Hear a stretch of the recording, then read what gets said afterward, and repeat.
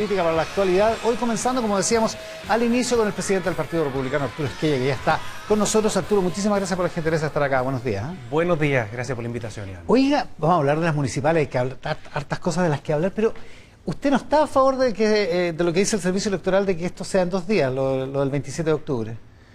No lo encontramos razonable, no encontramos bueno que nuevamente nos veamos frente a un cambio en el año de las elecciones de las reglas del juego. Convengamos que ahora lo empezaron a discutir un poco antes que el año pasado. Está bien, pero de todas formas es bastante encima. Nosotros creemos de que antes de pensar en 2 días de elecciones, con todo lo que eso implica, no solo para el comercio, no solo para las personas que prestan servicios en la elección propiamente tal, sino que también para la confianza en términos generales, yo creo que hay varias otras medidas que se podrían implementar. Por ejemplo, multiplicar el número de urnas, de cámaras secretas, digamos, que es más o menos parte del procedimiento que retrasa el avance de la fila, el tener más personas colaborando, en fin, yo creo que hay varias otras medidas otras maneras de hacerlo antes. Sí, usted dice la confianza, porque usted dice que había una duda razonable de que se pierda una urna de dónde allá, ¿no? O sea, tanto como una duda razonable, digamos, eso jamás ha pasado, digamos. Más que se pierde una urna, cuando tú le generas más ingredientes a un proceso que nos debiera dar confianza a todos, la verdad es que se presta para mucho. Nosotros lo que vemos al frente, particularmente en el Partido Comunista, en el Frente Amplio, es desesperación. Hay algunos que van a hacer lo imposible por evitar que lleguen otras administraciones a hacer auditoría y que se den cuenta verdaderamente cómo estaban administrando los recursos públicos en determinadas comunas. Y me da la impresión de que son capaces de cualquier cosa. Buena parte de la estructura de las elecciones se basa en el aparataje municipal. Entonces, no estoy diciendo que necesariamente vaya a ocurrir algo, pero se generan dudas. Y si es que hay algo que tenemos que cuidar es precisamente la confianza que tenemos en el proceso electoral. Piensa cuántas veces hemos discutido o se ha instalado, digamos, la discusión sobre avanzar hacia un voto electrónico. Y al final, entre todos los que participan en el debate, nos miramos las caras y decimos, mira, en realidad sí funciona esto, nos da confianza, ¿para qué avanzar a algo que tarde o temprano va a ser inevitable? Es que una frase paradojal. Se aplica un poco lo mismo acá. Es que una frase, Arturo, que es paradojal, porque usted dice, hay que cuidar la confianza, al mismo poniendo en duda la confianza. Porque en la práctica, si usted dice, hay una duda razonable que se pierde una urna, o ahora dice, hay gente del Partido Comunista o del Frente Amplio que podría hacer cualquier cosa, bueno, pero es que nunca ha pasado, digamos. No, yo lo que digo es que casos tenemos en todas las elecciones, nos llegan reportes permanentemente de actitudes que están, casos de situaciones que están al margen del procedimiento que se debiera efectuar en una elección. ¿Como para un fraude electoral? De personas en el fondo o en mesas que no están funcionando como corresponde, se denuncian personas que votan 2 veces. Hay algo que nos preocupa especialmente y que tiene relación con la votación en 2 días, que es el uso de recursos públicos, particularmente de los municipios que cuentan con buses de acercamiento, en donde se hace un avance o un acercamiento selectivo, de acuerdo, digamos, al perfil político de las personas. Efectivamente, hubo un problema en Sierra Gorda. Iván, todo eso se puede abordar, por cierto, con mayor fiscalización. Si estamos diciendo que lo que tenemos que cuidar es la confianza en un proceso que es muy importante. Pero precisamente para cuidar la confianza y para que no quede la impresión de que en todas las elecciones pasan cosas. En todas las elecciones ha habido, por supuesto, que siempre hay una denuncia, oiga, que llegó tal persona con no sé qué, que había una persona que habían votado por ella. Nunca el Tribunal Calificador de Elecciones, ni los tribunales regionales, han dictaminado nada que haya validado o alguna denuncia de ese tipo. La confianza no se cuida mirando el techo. La confianza se cuida precisamente haciendo las denuncias o tomando las precauciones, particularmente ahora que se pretende llevar a sede legislativa un proceso de elecciones que va a celebrarse en de acuerdo, pero para cuidar el prestigio del servicio electoral, del proceso electoral y de las Fuerzas Armadas. Convengamos que ninguna de esas denuncias ha llegado a ninguna parte desde el punto de vista de la justicia electoral, digamos. Con el servicio electoral no existe una desconfianza. Existe sí curiosidad respecto de la excesiva proactividad que tienen en cambiar las cosas en último minuto. Pero la verdad es que tenemos bastante confianza en cómo desarrollan desde el punto de vista de la imparcialidad y de la buena intención que tienen en buscar, digamos, la solución a los problemas. En este caso, existe una duda por parte del servicio electoral de que la concentración de 4 elecciones con votos de estas sábanas gigantes, en el caso de los concejales, de los consejeros regionales, va a generar un mayor atostamiento en vista de que tenemos voto obligatorio. Porque es voto obligatorio. Está bien, pero pensemos en el fondo en cómo multiplicamos las personas, cómo les subimos el pago que se le hace a los vocales para que no lleguen 3, lleguen 5, cómo multiplicamos, como te decía, las cámaras secretas. ¿Y cómo fiscalizamos el resto de los elementos que podrían generarnos desconfianza? Las Fuerzas Armadas, que tú lo dijiste a la pasada, pero lo leí por ahí también que alguien trataba de instalar de que esta desconfianza era en contra de ellos. Por supuesto que no. ¿Sí? Nuestra desconfianza es en contra de quienes están en la vereda del gobierno, que van a hacer lo imposible por mantener los gobiernos locales. Y me da la impresión de que las Fuerzas Armadas comparten más bien ese mismo sentimiento respecto de ellos, más que estar, digamos, complicados porque nosotros estemos cuestionando el proceso propiamente tal. ¿Cómo comparten ese sentimiento las Fuerzas Armadas? No, que ellos no se van a ver... ¿De desconfianza hacia el Frente Amplio del Partido Comunista? No, ellos han tratado, la izquierda, a propósito de nuestros dichos, han tratado de instalar de que nosotros desconfiamos en las Fuerzas Armadas. Y eso no es así. Y ellos lo tienen sumamente claro. Si hay un sentimiento respecto a las Fuerzas Armadas es de gratitud y de esperanza respecto a lo que viene en el futuro. De Andrés Tagle tampoco, supongo, no va a decir que es bolchevique, porque no es. Confiamos en el servicio electoral, creemos que lo están haciendo bien, pero hay que tomar estas medidas de último momento con cautela, con cuidado, con resguardo, y bueno, y se va a generar un proceso legislativo que seguramente pueden salir, digamos, ideas distintas, alternativas que nos dejen tranquilos a todos. Ya, pero para cerrar el tema... usted dice, yo tengo la impresión de que algunos podrían excederse, podrían verse tentados, podrían actuar como para manipular una elección, pero estamos claros que hasta ahora, por lo menos, llevamos 34 años de democracia, de elecciones, no ha habido nunca un fraude electoral importante, salvo lo que pasó en San Ramón en una municipal, que hubo que repetirlo y que se detectó a tiempo, además. Fraudes a pequeña escala y siempre. Errores por faltas de procedimiento también. Pero fraude a pequeña escala, pero ¿qué? No, pues eso, a ver, que no te espante, Iván, ¿sí? es algo bastante normal. Espanta porque, de verdad me espanta porque porque pone en duda la legitimidad de una mesa, de un voto. Mientras la legitimidad del resultado, nadie la cuestiona, estamos ok. Y eso ha pasado hasta el momento y coincido contigo. Efectivamente, en todos los... No, mesas en el fondo en donde aparecen personas votando que efectivamente no estaban. Y claro, después del servicio electoral te dicen, ya, pero tienen que recabar en el fondo las pruebas para poder avanzar en... Está bien, pero es a tan menor escala y ese día tú no alcanzas, digamos, a tomar las precauciones. Nosotros, por ejemplo, como partido político, estábamos pensando de implementar un mecanismo de fiscalización a los municipios que hacen uso de los recursos públicos para acercar a las personas de su corriente política. Ahora, hacerlo a gran escala, hacerlo en todas las comunas de Chile, nos resulta inalcanzable. Si es que en eso nos quieren colaborar desde el servicio electoral o de quien corresponda, sería fantástico. Ya, pero hay apoderados y nunca se ha puesto, como dice usted, nunca se ha puesto en duda ningún resultado electoral, digamos, ¿no? No se pone en duda el resultado final, pero que efectivamente el desorden y los espacios en el fondo ambiguos permiten que algunos tomen algún tipo de iniciativa fuera del margen de la ley. Por supuesto que uno tiene que ponerse en ese escenario. ¿Y usted dice que eso es propio de los partidos de izquierda? Porque en realidad hay municipios de derecha que también podrían, ya hay harto ejemplos, digamos, que también podrían querer que no cambie la administración municipal. La confianza tiene que ser para todos. Ya, no digo, pero ¿tiene desconfianza también de que alguno de derecha se quiera cuando tú aprovechar? Cuando tú tomas providencias, cuando tú tomas decisiones en esta línea, estás preocupándote de que se genere confianza para todos los sectores. Yo no he escuchado cuestionamientos en el fondo que se le hagan de parte de la izquierda a personeros de derecha en esa línea. Por lo menos a mí no me llegan esas denuncias los días de las elecciones. Probablemente hay algo de eso también. Es que puede ser su algoritmo. Pero mira, lo importante en esto es efectivamente tener en cuenta que tenemos un sistema electoral que hasta el momento ha dado buenos resultados y hay que tener mucho cuidado, hay que tratar con guante blanco cada una de las modificaciones que uno pretenda hacerle. Y hemos estado sobrecargados de modificaciones en los últimos procesos. Lo que pasa es que usted sabe que además es una tendencia internacional, y quiero pasar a otro tema, esto es lo último. Hay una tendencia internacional en varios países de gobernantes o candidatos que a la primera de cambios ponen en duda el sistema electoral, ponen en duda la legitimidad. O sea, mire lo de Trump, todavía no reconoce que perdió. Llevamos 5 minutos hablando, yo he dicho 3 veces que confío plenamente en el proceso propiamente tal, pero que tenemos que tomar los resguardos para tener mayor confianza. Entonces, desde ese punto de vista creo que las denuncias hay que hacerlas como corresponde, pero antes que todo, cuando se plantea un escenario nuevo, uno tiene que poner sobre la mesa cuáles son esas dudas y abordarlas. No boicotear, sino que abordarlas. Lo que es una paradoja, pero ya, lleva bien cronometrado el tiempo, ¿eh? Oiga, Nelly Yáñez y Eugenia Fernández.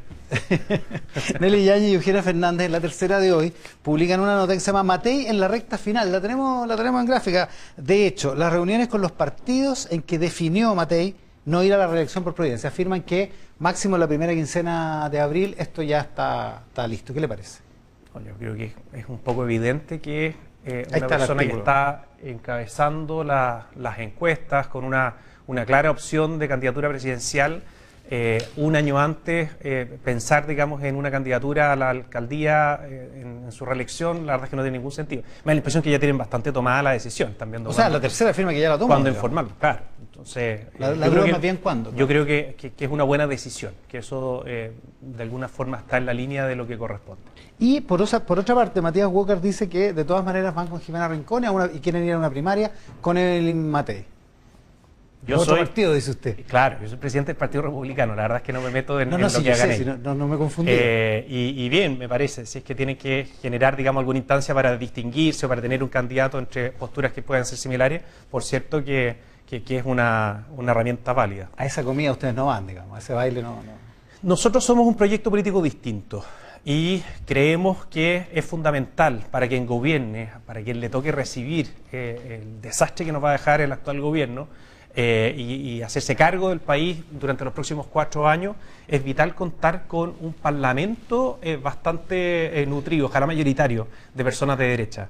Y para eso creo que le hace bien que varias personas estén compitiendo, que tengan la capacidad también de levantar listas parlamentarias, por supuesto, compitan en una primera vuelta, el día que se celebran, digamos, las elecciones parlamentarias. Esa es una consecuencia natural de la competencia, el que a su vez se proyecte en la cantidad de parlamentarios electos. Entonces, desde ese punto de vista hay un elemento que nos dice súper bien que Chile Vamos tome una decisión entre las alternativas que tiene, y nosotros, siendo un proyecto político distinto, también es un tema de procedimiento, por supuesto, acá no está escrito en piedra nada, pero si es que la elección fuera hoy día, me da la impresión que iríamos en esa línea.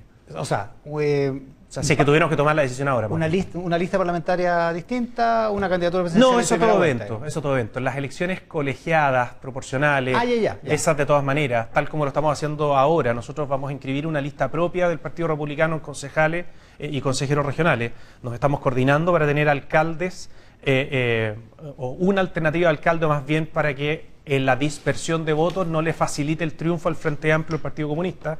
Y en gobernadores, teniendo segunda vuelta, si bien puede haber una tendencia a tratar de coordinarse, la verdad es que la tensión, digamos, por lograrlo es menor, porque efectivamente nos pondremos todos, los que no logren pasar la segunda vuelta, nos pondremos detrás de la alternativa de derecha que sí logre.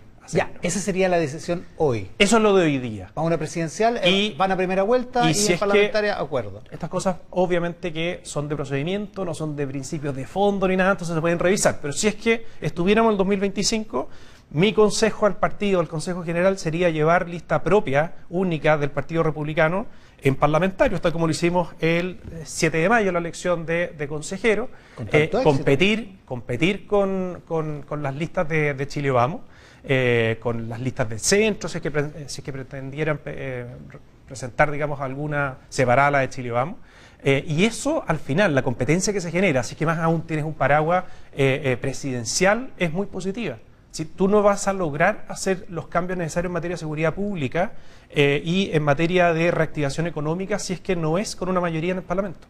Y eso es lo que tenemos que tener a la vista. Me da la impresión que la alcaldesa Matei, se lo escuché por ahí, también lo tiene algo claro. O sea, sabe que es muy necesario contar con una mayoría parlamentaria, si los cambios que hay que hacer son muy importantes, particularmente en seguridad pública. Ahora, hay varios que dicen, incluso también a la derecha, que uno podrá pensar lo que quiera sobre la parlamentaria, sobre la presidencial del próximo año, y podrá mirar las encuestas. De hecho, tenemos una encuesta Pulso Ciudadano en un rato más, pero que hay que pasar el filtro de las municipales primero, digamos, que hay que sí, sin duda. Y estamos trabajando intensamente en eso. Nosotros partimos el año pasado con nuestro proceso de selección, de capacitación. Montamos una escuela municipal en donde están participando todos nuestros candidatos.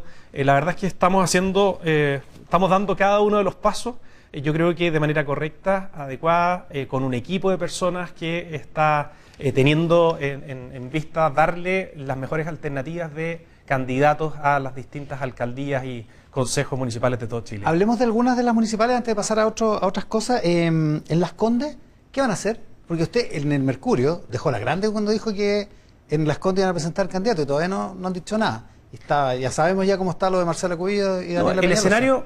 El escenario de Las Condes es distinto. Acá hay, tal como te decía, la coordinación nosotros la buscamos para evitar que la dispersión de votos le permita un triunfo a el Frente Amplio, el Partido Comunista, a la izquierda en términos generales.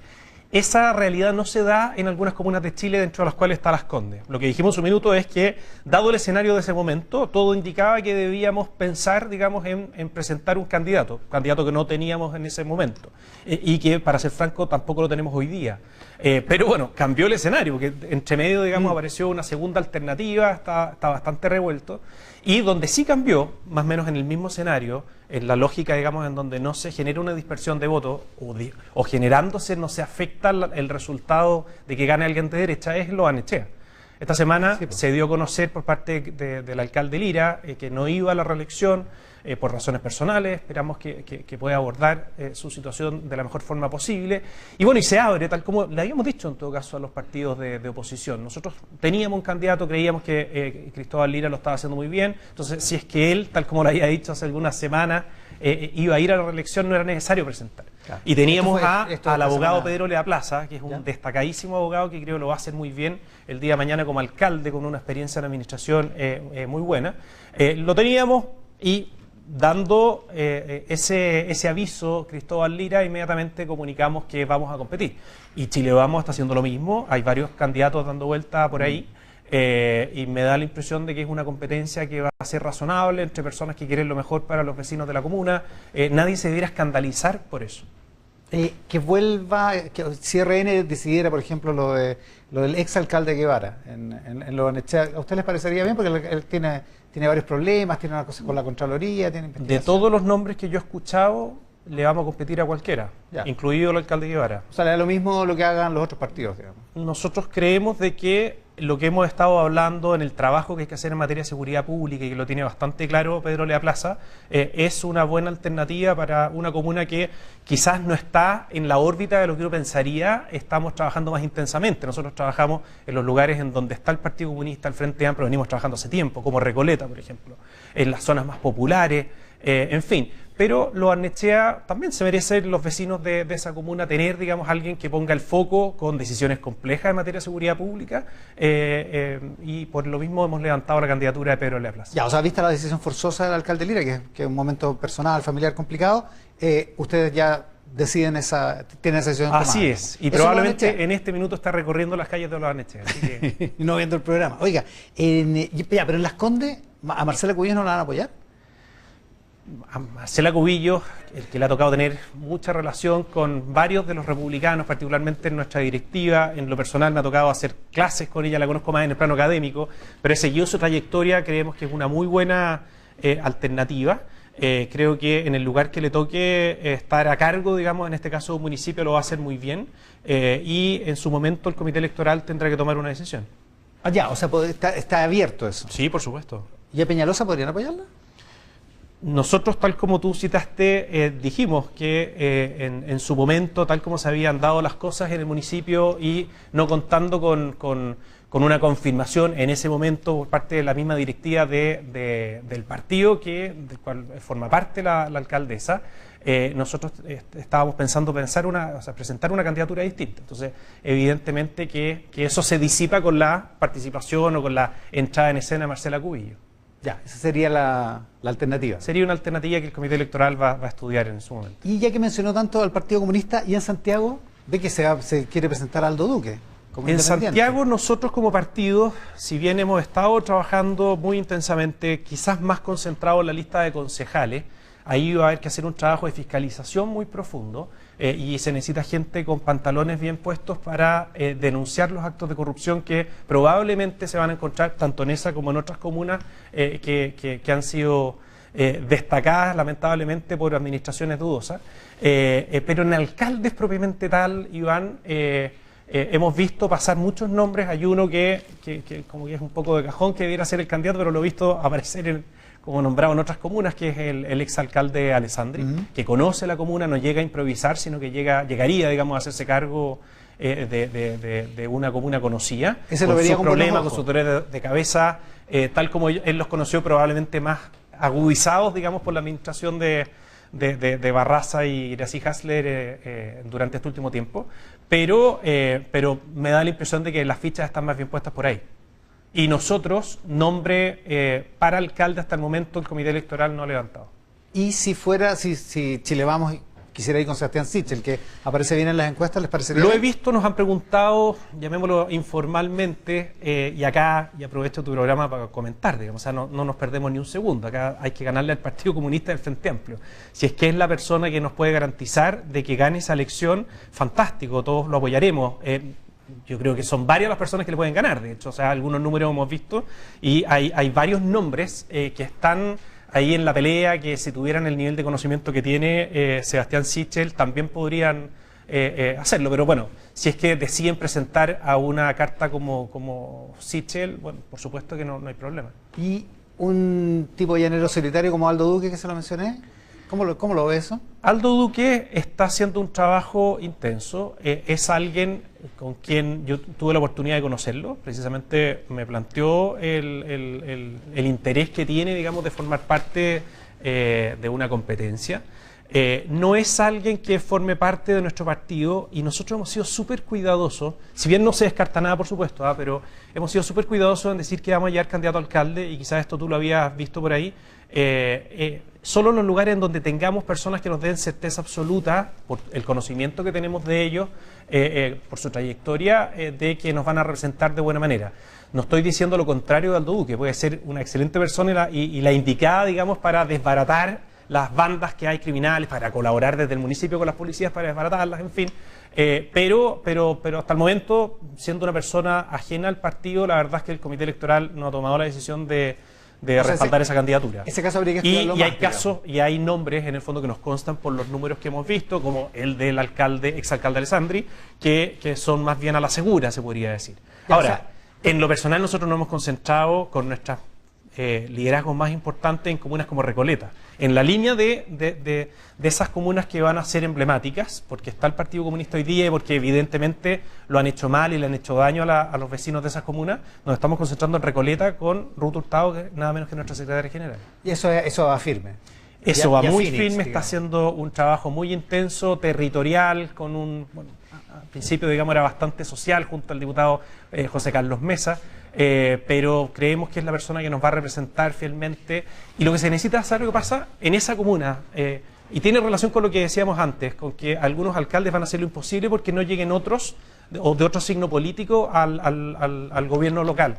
Necesitamos gente valiente, profundamente valiente, que no tenga ningún problema en destapar todo lo que esté ocurriendo en esa comuna y tomar las decisiones que muchas veces ni siquiera tienen que ver con la administración, con el mundo político que hay en el municipio, sino que con bandas que están funcionando, particularmente en los mercados que se generan por ahí, los mercados locales, en donde va a ser complejo, o sea, tomar decisiones en función de la delincuencia que está entre medio de los vendedores ambulantes o de la venta, digamos, ambulante, el comercio ilegal.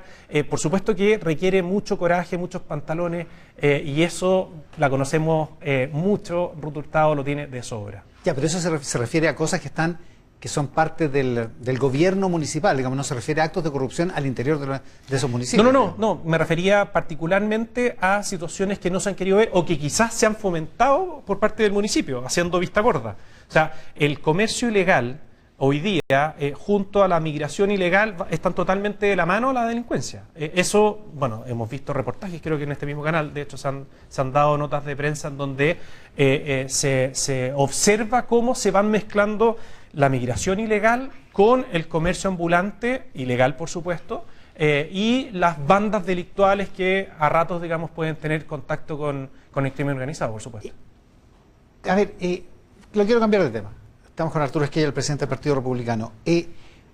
Lo que dijo el senador Daniel Núñez a principios de esta semana en un debate en CNN en términos de que había que organizar una presión social para desbloquear lo que la oposición estaba haciendo en el Parlamento, que era básicamente oponerse y detener totalmente las reformas que le hacían sentido a la gente. Dijo que había que convocar a la presión ciudadana.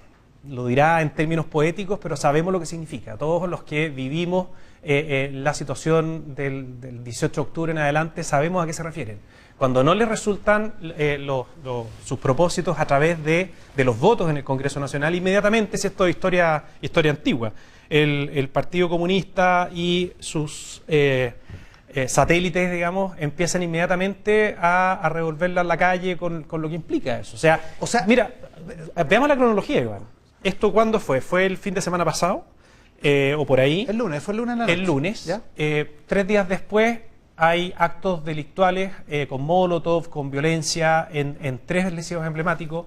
Se empiezan inmediatamente a reproducir los llamados a huelga, a paro. Entonces, si esto es una crónica conocida. Pasa más o menos habitualmente en las cercanías del Día del Joven Combatiente. Sí, y más aún, sí, que esos dichos los haya dicho la misma semana que se celebra el Día del Joven Combatiente también. A mí me calza. Ya, pero para usted es sinónimo, esta presión social que dice usted, eso es una manera poética de decirlo, es sinónimo de violencia, de actos de violencia. Yo creo, y la experiencia de cualquier persona que ha tenido uso de razón durante los últimos 10 años, no estoy hablando únicamente del 2019 en adelante, sino que cuando los que están en el gobierno hoy día empezaron con sus marchas en las calles que terminaban siempre en violencia, sabemos que cuando se está haciendo lo que buscan es precisamente eso. Eso es lo que ellos llaman presión ciudadana.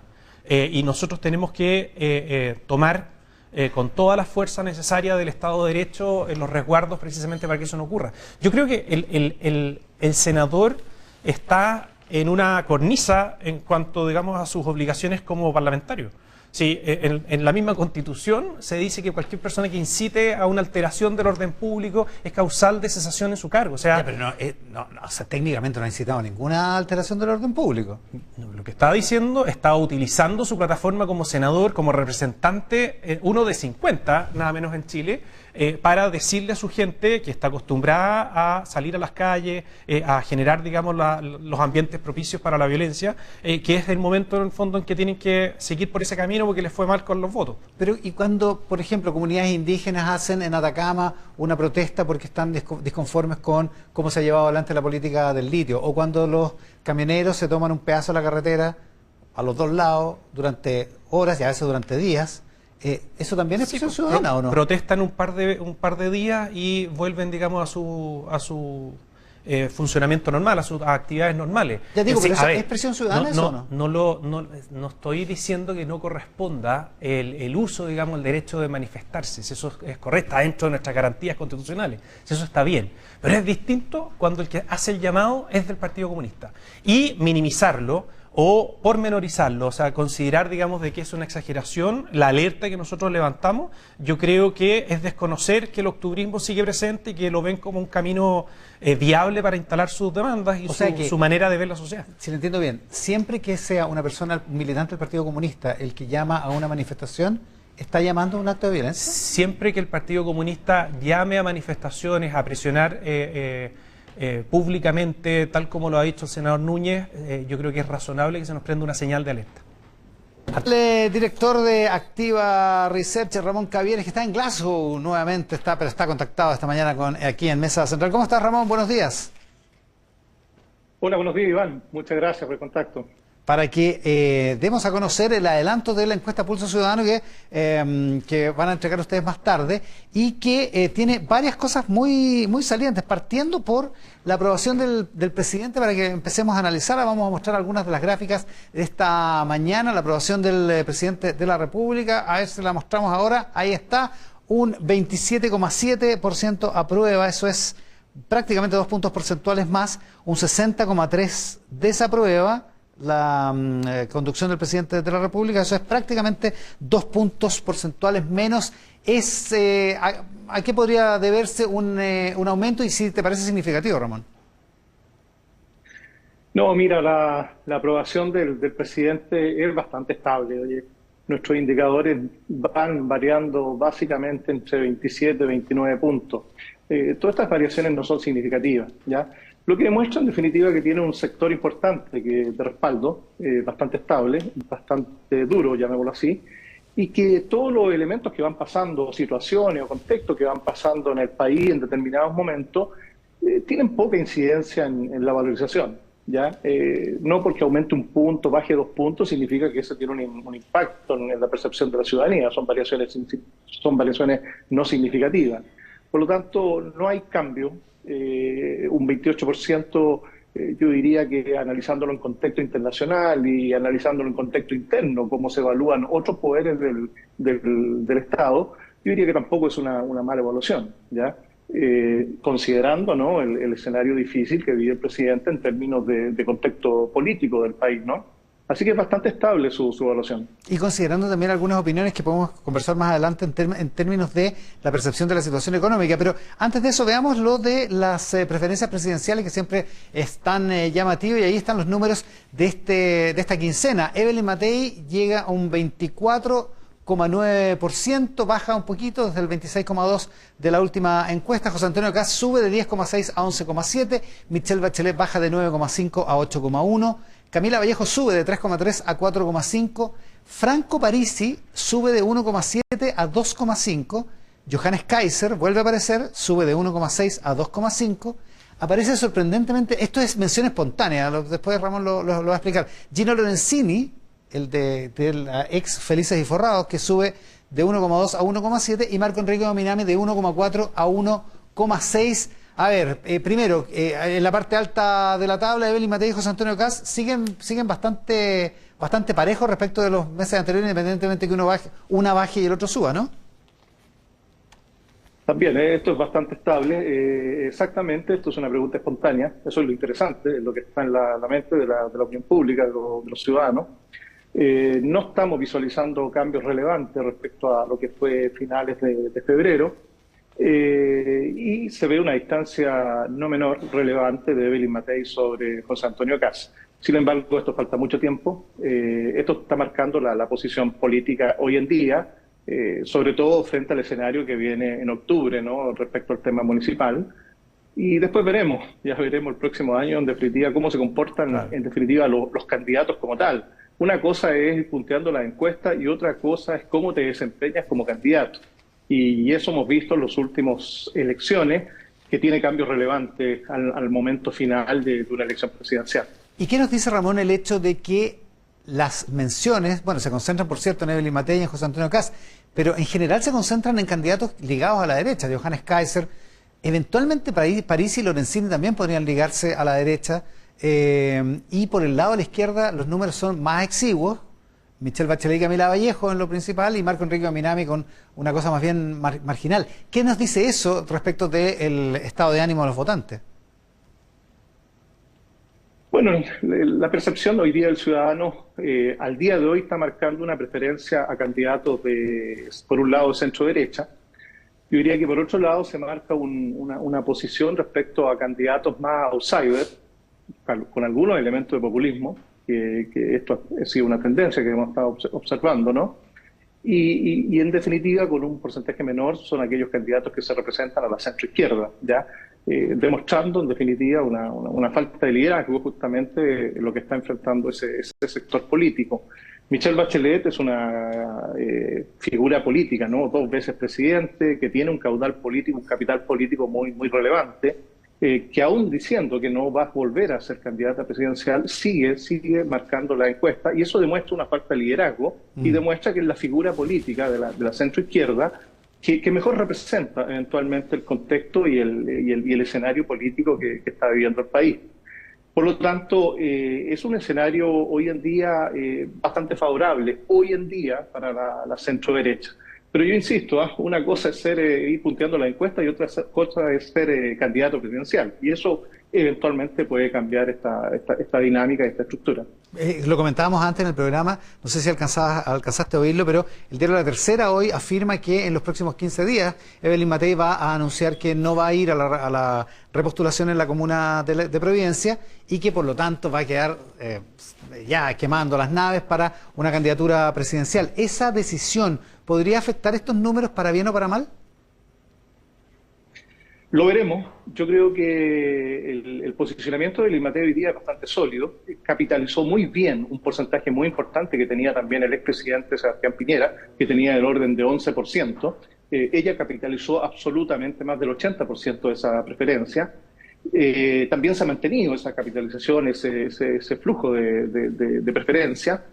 Y tengo la impresión que, aunque anuncie que no va a ir como elección municipal, me da la idea que los porcentajes puede que no tengan un impacto tan relevante. Ya un 26% en mención espontánea es fuerte, es alto, y está tomando una distancia relevante frente a José Antonio Kast. La anterior elección presidencial teníamos 2 candidatos que iban punteando, muy pegados, ¿no? Lavín y Jadwe. Y ya, bueno, ya sabemos lo que pasó después por las primarias. Por lo tanto, el tema de inflexión acá va a ser justamente cuando eventualmente se decida el escenario de las primarias el próximo año, y ahí veremos en definitiva cómo da. Pero la candidatura de Evelyn Matei, oficial o no oficial, en términos de preferencia, es bastante sólida en este minuto.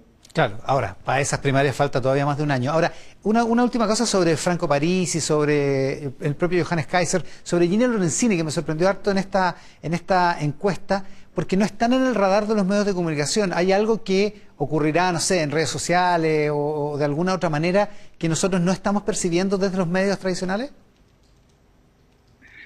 Bueno, hay una disociación a veces no menor y bastante relevante en lo que son los medios tradicionales versus lo que son las redes sociales. La elección pasada, Franco Parisi pasó lo mismo, digamos, en definitiva. Cuando empezó a aparecer en la encuesta, muchos criticaban justamente que cómo era posible que podía parecer que algún error había o que era raro, digamos. Pero en la práctica no fue así, digamos, ¿no? Imagínate la cantidad de votos que obtuvo.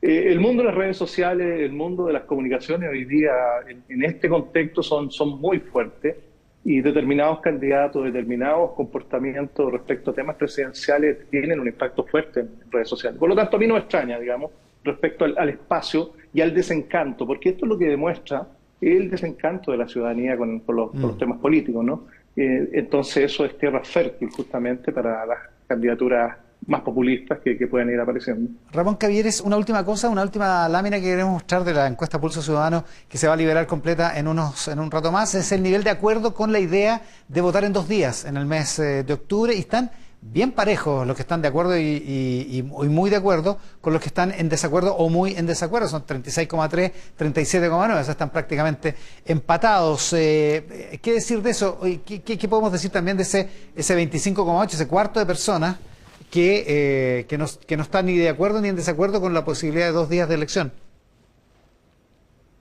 Yo diría que lo que están diciendo estas cifras es que la gente no tiene una posición clara, de todas maneras.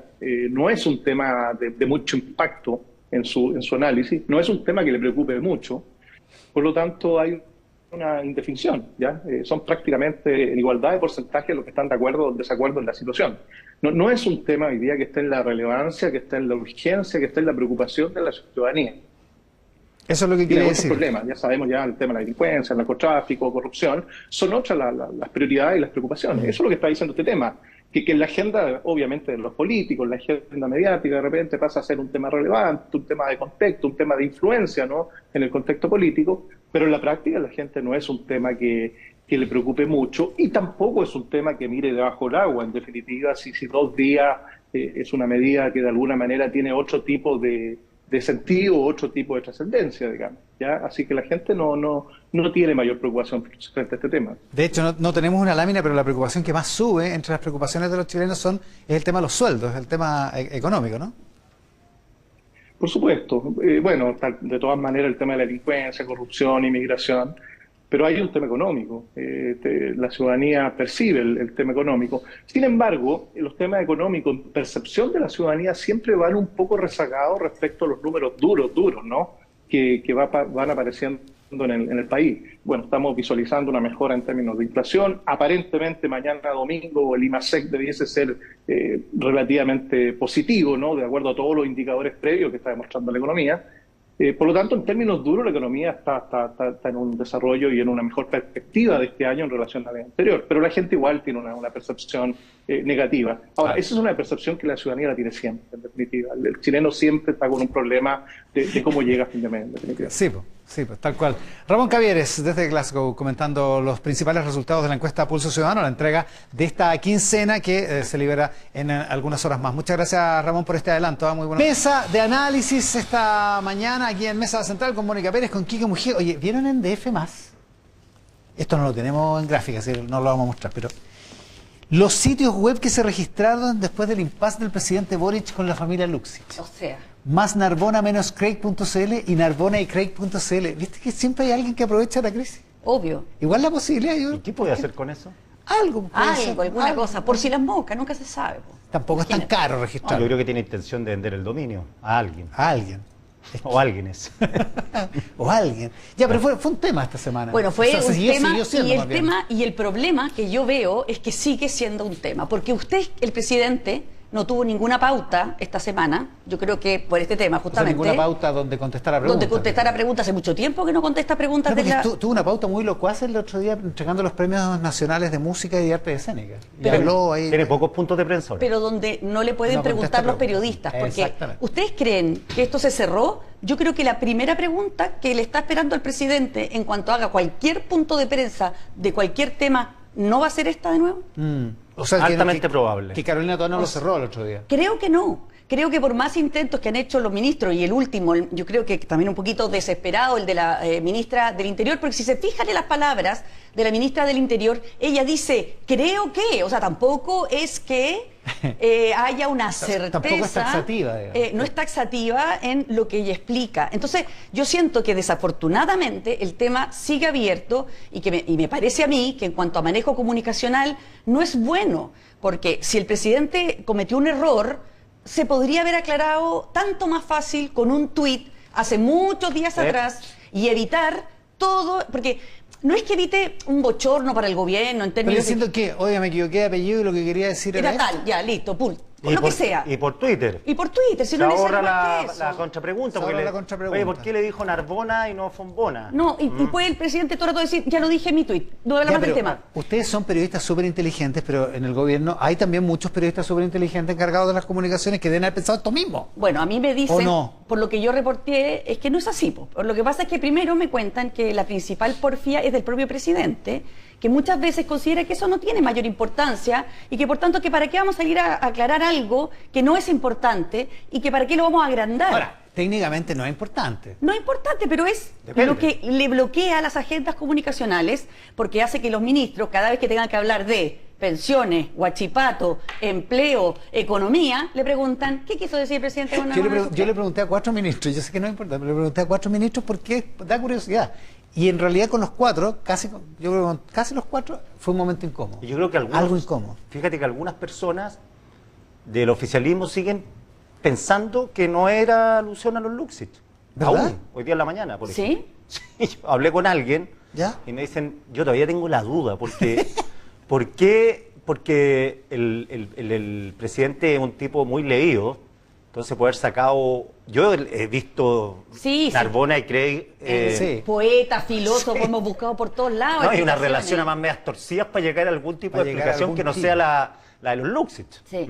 El tema es que yo considero que ya más allá de los nombres o lo que sea, cada vez que el presidente de alguna manera genera una polémica con una frase que, como tú dices, Iván, no tiene mayor importancia, o a lo mejor la tiene, anda tú a saber si el mensaje detrás por este tema que se ha armado con los empresarios, eso es pero no queda claro. Es importante, ahora, creo yo, para cualquier estrategia comunicacional de cualquier gobierno, entender que esas cosas se tienen que atacar lo antes posible. En realidad, y que dejarlas estar no sirve de mucho. Es una buena discusión sobre la importancia, porque no es importante en términos que, qué sé yo, la política nacional del litio es más importante. Obvio. Lo de Huachipato es más importante, hay 20.000 puestos de trabajo que están en juego. Lo de la que va a pasar con la ISAPRE es más importante. Lo que va a pasar con la ISAPRE, la ley corta de ISAPRE también. Pero, mira lo que dice Daniel Mansuy hoy en su columna del Mercurio, la tenemos en gráfica también.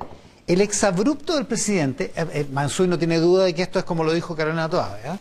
O sea, que tiene que ver con la familia Luxich. El exabrupto del presidente, déjame, yo me voy a correr para acá para que aparezca la columna de Mansuy en el Mercurio de hoy. Deja ver que Gabriel Boric no logra comprender a cabalidad que en Chile las instituciones son más fuertes que las personas y que el cargo impone deberes y restricciones que nadie puede eludir impunemente. Eso dice Daniel hoy en su columna del Mercurio. Igual es duro. Igual es duro, pero tiene un punto. Tiene un punto porque si el presidente pretendía que está en todo su derecho, uno podría criticar el momento que eligió cuando está invitado a una parte y criticar a los mismos que lo invitaron. Dueño de casa, o el hermano del dueño de casa. Claro, entonces, pero si él tenía un punto en su crítica a los empresarios, no se hace con metáforas mal hechas más, o con, parecen bromas de mal gusto o gustitos que no... que le quitan el peso a la crítica, por cierto. Si él quería decir, ¿sabes? Que los empresarios han estado muy críticos de mí y nosotros estamos avanzando y esto demuestra que avanzamos. Ya listo, que es una cuestión sabía que entre empresarios y el Frente Amplio y el Partido Comunista no son de amores.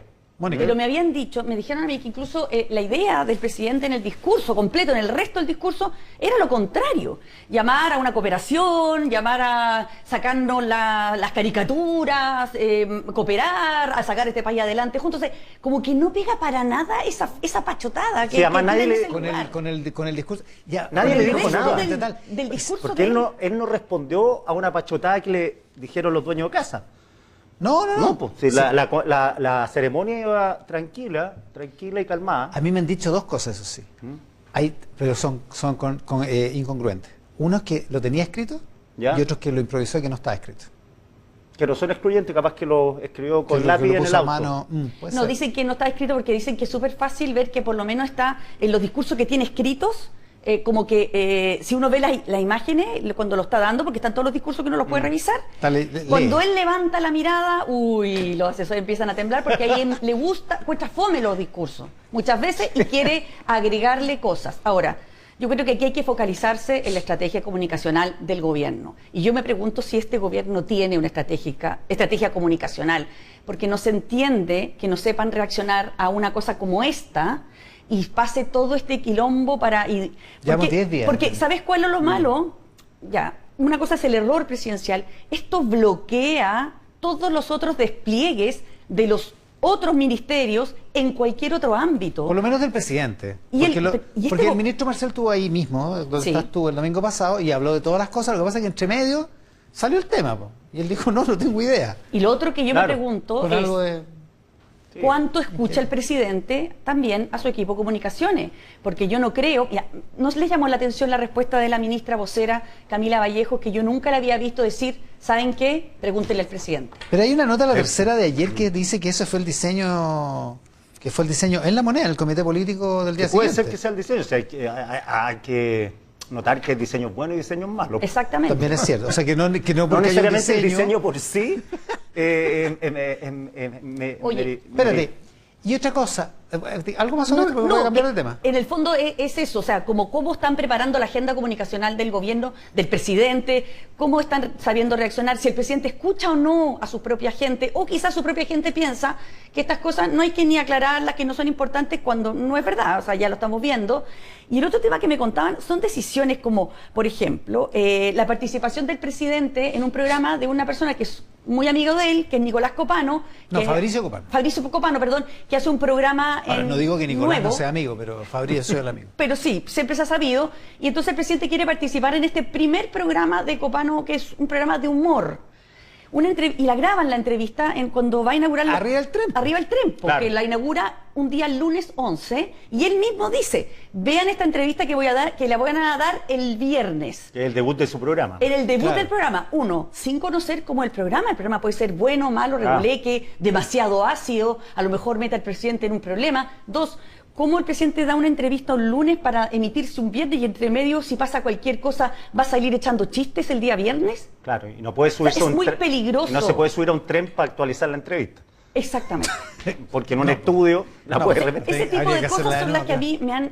En mi reporteo fueron cosas que a mí me alertaron. Que salen como crítica. Que había que tener ojo de lo que estaba pasando en términos de comunicación. Una Pero, cosa corta, ya. a mí la pregunta es si el presidente, la percepción que tiene el presidente de ciertos hitos de su vida privada, él comprende que en esto no hay vida privada. Por ejemplo, andar en bicicleta en la mañana en el cerro.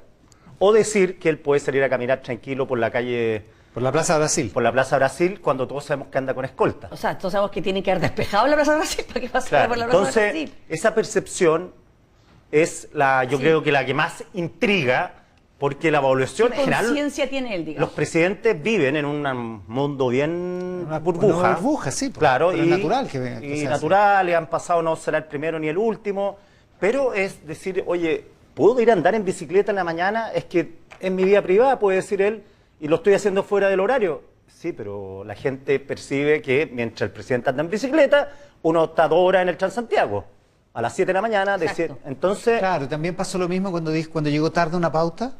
Y dijo que había ido al psicólogo. Que dijo, llegué tarde porque está en terapia. claro, entonces... Que está bien que esté en terapia, es el Sí. punto que luego lo Es hablamos acá. aquilatar, La gente no llega tarde porque está en O sea, terapia. a todo su el trabajo. mundo va al doctor y no puede llegar tarde a una reunión No. porque está en el Imagínate la doctor. Mónica llega al central tarde porque... Imagínate, no, yo decir, porque oye, está en el perdón que llegué doctor. a las 9 en vez de un cuarto para las 9 porque está en terapia. No puedo decir eso. No Tengo que llegar a la hora a trabajar. No sería un buen... Está en el No gimnasio. sería un buen- No sé qué hiciste hoy en el gimnasio. ¿Fue un Por lo diseño, estupenda que está, ¿fue un diseño del senador Daniel Núñez? ¿Qué? ¿Un diseño? Sí, ¿Sí? yo creo que ¿Tú crees? A Sí, ver. yo creo que el PC, mira, estoy en el modo creo, no sé, ¿Ya? porque es distinto cuando Cuando lo he reporteo. reporteado, digamos, Claro, claro. pero el momento, y me hace sentido lo que me han dicho algunos o políticos del oficialismo que no son comunistas, por eso digo, darle todo el beneficio de la duda, es que, claro, hay un diseño planteado, sobre todo teniendo en cuenta municipales, y que el PC siempre necesita estar en el lado, en mitad, como decían ellos, una pie en la moneda y otro en la calle. Hernán Larraín decía esta semana en Mesa Central de la radio, en Televisa Radio, decía que se están haciendo muchas encuestas municipales y que por eso mismo Claro. era bueno perfilar al Partido Comunista porque las encuestas te van a provocar un escenario de negociación, Claro. que es lo que se está dando ahora. A mí me dijeron otra cosa. A Me ver. dijeron que en el fondo hace, dentro de la alianza de gobierno, y que siempre hablamos de estas dos almas, hay dos estilos muy distintos. Y es el Partido Comunista versus el Frente Amplio, que en el fondo el Partido Comunista cree, y es parte de su ADN, el trabajo en la calle. Yo creo que el senador Núñez se extrapoló a se interpretó como un estallido, pero en el fondo lo que el Partido Comunista me dicen a mí, me lo suavizaron, siempre está pidiendo al interior del gobierno, es que el gobierno tiene que volver a la calle, a la cosa más de base, a el puerta a puerta, a la junta de vecinos, al contacto como más puntual local, que no ven ese trabajo de campo, que lo ven alejado al Frente Amplio de ese tipo de trabajo que es minucioso, que es latero, O sea que le falta calle, literalmente. que tendrían que estar, y no tanto por Twitter, por Pero el Frente Instagram. Amplio nunca tuvo esa política. Los comunistas no sé cuándo ven esa política. Los republicanos No, pues tienen sí, esa política.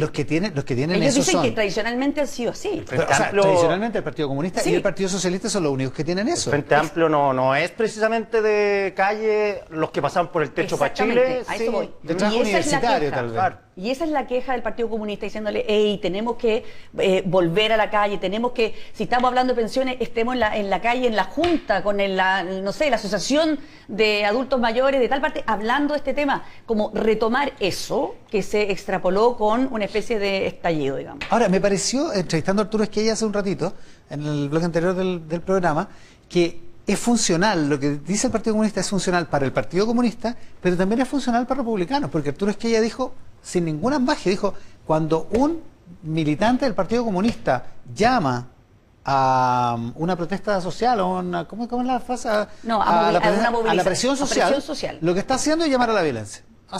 Claro. Que es un discurso ideal para su base, digamos. No lo dice Por eso yo creo que no fue planificado. Yo creo que ahí el senador Núñez quizás quiso decir una cosa que se fue un poco más allá, lo que yo también creo, y ahí vuelvo a la política comunicacional, que bastaba decirle, senador, se le pasó un poquito la mano, retrotráigase usted solo, porque si yo salgo de gobierno a desmentirlo a usted, quedamos Pero peor. salieron todos a apoyarlo.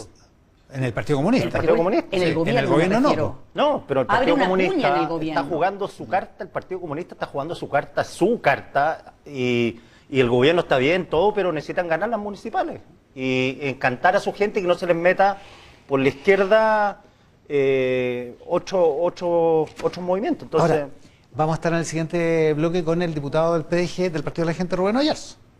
La pregunta es, esto que dice el senador Núñez, que no está en la Cámara de Diputados, pero influye en la negociación de la mesa de la Cámara, que está realmente aparentemente muy tirante, complicada. yo creo que no. Yo creo que sí. Estamos totalmente de acuerdo y Pero está desacuerdo, bien, Quique, hoy día. No, Muy yo bien, creo que, muy bien. A ver. yo creo que la derecha va entre... Lo que yo sé, lo que he reporteado, es que la derecha quiere seguir con la señal demócrata y lo importante, al final, lo que sabemos son las comisiones, donde uno pone la tabla, donde pone la urgencia, y que con demócrata en la cabeza, sí sabía que a los republicanos, para llegar al acuerdo, les gustaba más Calisto. Que Johanna Pérez. Que Johanna Pérez, son sí. dos diputados que Exacto. son ex-DC, que son de la bancada demócrata. Claro, Calisto es bien de la DC más conservadora, en términos morales y valóricos. Entonces, me parece que estos dichos no veo cómo afecten ese acuerdo. Sí, me parece interesante cómo se consolida de alguna manera este nuevo bloque que va a tener su primer desafío en las municipales, este bloque que es el bloque Chile Vamos más ex concertación, amarillo demócrata. Claro. Porque tú ya dais por hecho que ellos se van con el bloque de la derecha en la Cámara. No sé, en política no dirá nada por hecho. En la Cámara sí, po. En la Cámara sí, po. Sí, no, digo que si esta alianza se va a solidificar, esta idea a futuro, bueno, toda la semana parece que quieren ir a la primaria con Matei. Tú dices porque técnicamente demócrata es parte del acuerdo administrativo, digamos. Exactamente, porque mira, yo estaba sacando los números. ¿Ya? La presidencia de la Cámara se gana con 78 votos, ¿ya? Chile Vamos, al Partido Republicano, al Partido Socialdemócrata y algunos independientes tiene 67, ¿ya? Le faltan 11, ¿no es cierto? Si los demócratas se suman a este acuerdo de Chile Vamos, se salen del pacto administrativo y se suman para allá, son 6. Llegarían a 73, estarían a 5. Entonces, ¿me entendés que es súper importante? Y el PDG son 4. Pero ya rompieron el acuerdo, yo encuentro. Lo rompieron en el Senado, ¿sí? Pero yo creo que en la Cámara es otro acuerdo. No, pero estoy pensando, si el tiro largo es una alianza, vista las presidenciales y la municipal, van a respetar todos los acuerdos. Si es el tiro largo. Si es el tiro largo. Claro, si yo creo pero que... mira, ponle, el PDG son 4. Claro. Le falta 1. Sí. Ponle Pamela Giles. Bueno, ¿por qué no? Bueno. Está trabajando con Checho Irán ahora. Sí, O sea, no es oficialista. Yo creo que, efectivamente, en términos de número y en decisiones, es mucho más importante la negociación municipal que las palabras del senador Núñez, estoy de acuerdo. Sí. Pero igual te ayudan a tener como un argumentito para decir, ¿no? Decir, el Partido Comunista no puede. El Partido Comunista no tiene las credenciales, Puede o no ser, sé, claro. te sirve. ¿me Pero entiendes? no, yo insisto que no es el fondo de la negociación. El fondo de la negociación Yo creo que es la municipal. es la municipal y la presidencial. Le vamos a preguntar al diputado Rubén Oyarzo, que es del Partido de la Gente, que está en esa negociación en el siguiente bloque. El otro tema de la semana, el litio. Se dio a conocer, una parte de la política nacional del litio estaba que estaba pendiente. Había gente que decía que se están demorando mucho. Hay una columna muy interesante hoy día en Economía y Negocios del Mercurio del exministro Juan Carlos Llobet, Sí. que es bien crítico del anuncio. Dice que no es tan bueno como en algún momento pareció al principio. Sí, dice que porque deja muchas dudas, dice que hay por lo menos 3 o 4 cosas que se podrían corregir. Pero es el planteamiento de Llobet en el Mercurio de hoy. Pero es un tema que además está sazonado por esta disputa insólita entre accionistas de una misma compañía. Digamos. Sí, lo agobiante, conversamos con la Mónica, que este plan del litio viene del 2014, cuando en el gobierno de Bachelet armaron una comisión de expertos y esa comisión de expertos sacó sus conclusiones y uno tiende a pensar lo angustioso es la lentitud con que esto se está encarando. Pero ya está, el tiempo pasado ya no se puede recuperar. No, perdimos la ventana del precio, que es lo más importante. Claro. El precio del litio ha bajado un 80%. Y parece que no va a volver, ¿no? Y no va a volver, al parecer. Y ahora podría haber una dilación nuevamente por este conflicto que mencionas tú, Iván, entre Tianqi, que son los chinos, que son dueños del 23%, con SQM. Porque Tianqi no está... A ver, no es que no me precisan eso, no es que no estén de acuerdo con el acuerdo, valga la redundancia. Es que dicen que no saben cuál es el acuerdo. Tianqi es dueña de aproximadamente el 24% de SQM. 22, 23. 22 o 23. Es como 23 y tanto. Ya, entonces dicen, bueno, mal podríamos estar a favor o en desacuerdo si no sabemos de qué se trata el acuerdo. Entonces lo que están pidiendo ellos es una junta de accionistas que determine el acuerdo sí o no. Y esa junta tiene que ser luego. Eso es lo que propuso Provida. La AFP que también dice, claro, que no la pidió Tianqui, yo soy minoritario y quiero saber de qué se trata este acuerdo y si me conviene o no me conviene. Y si no hay junta extraordinaria, ellos están dispuestos, por lo que sabemos, porque eso es público, lo han dicho, a llegar hasta las instancias legales, todas las instancias legales que ameriten. No sabemos tratar de oponerse, pero pero que ver cuáles son. En SQM dicen, bueno, el acuerdo es muy beneficioso para la empresa. Tanto que el directorio lo votó de manera unánime y hay 3 representantes de Tianqi. Claro, pero los de Tianqi pueden decir, esos 3 representantes se manejan, es difícil entenderlo, pero se manejan más bien autónomos y las votaciones son de mutuo propio, como cualquier director. Es que en la teoría de los directorios se supone que los directores no son directores del sector que los puso, se supone que son tienen que velar por el interés de, toda, la compañía, y por tanto no pueden recibir órdenes de alguien ahí. No, pero además aquí hay una restricción. Lo hacen, pero o sea, me imagino, pero... No, pero es que aquí hay una restricción particular, claro, que es la restricción de la Fiscalía Nacional Económica, que aprobó la compra de Tianqi con la restricción de que tuvieran durante un periodo determinado, que vence en octubre, incomunicación con sus directores. Están pensando en extender, solicitar la extensión de ese acuerdo. O sea, SQM quiere extenderla. Claro, que es lo que al señor de Tianqi le parece. Claro, que son las llamadas medidas conductuales. Pero Quique, es que hay que aclarar que la entrada de Tianqi a la propiedad de SQM nunca fue...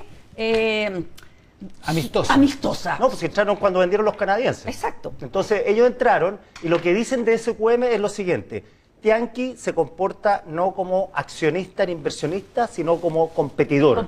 Porque están en el mismo rubro, por eso la Fiscalía Nacional Económica tomó esa seria medida. Porque restricciones. A ver, en corta, dicen, si entra alguien, un ejecutivo, a la reunión del directorio, va a estar tomando nota de todo lo estratégico nuestro, de nuestra empresa, y ¡bum! Sale. Y es imposible que no haya conexión. Claro, porque están en el mismo negocio. Claro. Entonces, ¿qué va a pasar?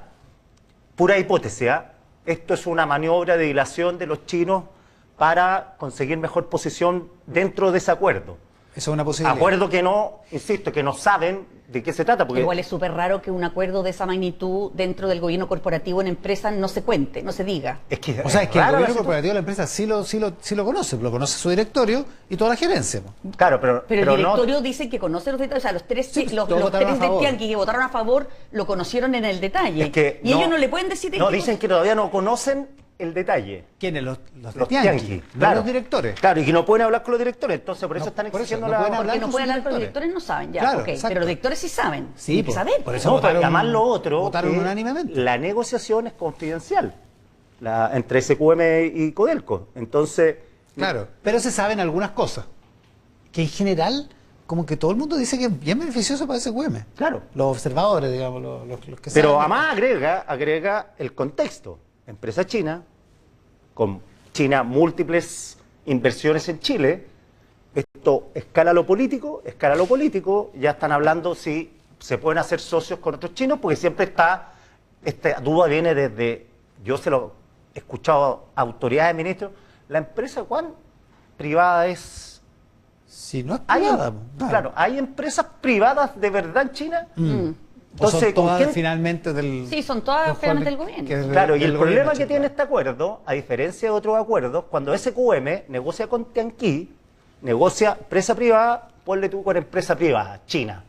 Pero cuando entra Codelco al juego, SQM, Codelco, Tianqui empieza a negociar con el gobierno chileno, con el Estado chileno. Claro, y ahí, ¿qué implica eso? Y ahí es donde, claro, ¿cuáles son las implicancias de todo ¿qué implica eso? Que el gobierno se mete en un tete, que ahora el gobierno funcionaba como árbitro de empresas privadas, ahora es partícipe del negocio. Todo esto partió el domingo pasado en una entrevista de Víctor Cofré al CEO de Tianqi, que fue una entrevista por escrito, o sea, no es que se le salió que había un secreto, queremos saber cuál es el secreto y estamos muy disconformes con esta petición de SQM de extender nuestras restricciones. Ya, eso no se le salió, lo puso por escrito en la entrevista. Y después de eso viene una declaración también por escrito de SQM y ahí se sugiere que a lo mejor lo que Tianqi quiere es votar este acuerdo para negociar por su lado por las propiedades del Cerrado de Atacama, que son las más valiosas en materia de litio. Y le preguntamos a la ministra Aurora Williams esta semana respecto de eso. Y ella dijo, no tenemos un plan alternativo. Nuestra opción para el Cerrado de Atacama es Codelco SQM. La empresa que van a formar Codelco SQM. Ya. No hay una segunda. Ya, pero dentro de la hipótesis es qué pasa si hay una dilación por cuestiones legales de este acuerdo. Es hipótesis, y no es mía, es de lo que he escuchado en el mercado. Vuelta. Claro, ¿qué pasa si los chinos esperan un cambio de gobierno? Suponen que puede haber un cambio de mano y de estrategia respecto a esto.